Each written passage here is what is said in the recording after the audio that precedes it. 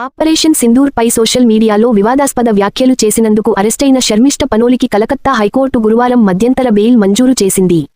Social media ఇన్ఫ్లుయెన్సర్ని 10,000 రూపాయలు bail bond సమర్పించాలని court ఆదేశించింది. 22 ఏళ్ల ఆ యువతిని గత వారం హర్యానాలోని గురుగ్రామ్ నుంచి కోల్కతా పోలీసులు అరెస్టు చేశారు. ఆమె సోషల్ మీడియాలో ఒక వీడియోలో మతపరమైన వ్యాఖ్యలు చేయడం ద్వారా మతపరమైన మనోభావాలను దెబ్బతీసిందని ఆమెపై ఆరోపణలు ఉన్నాయి.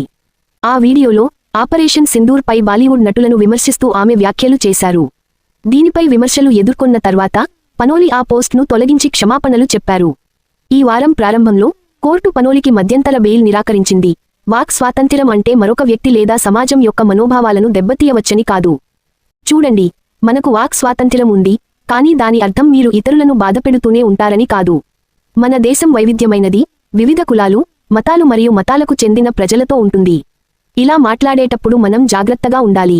జస్టిస్ పార్థ సారథి చటర్జీ అన్నారు.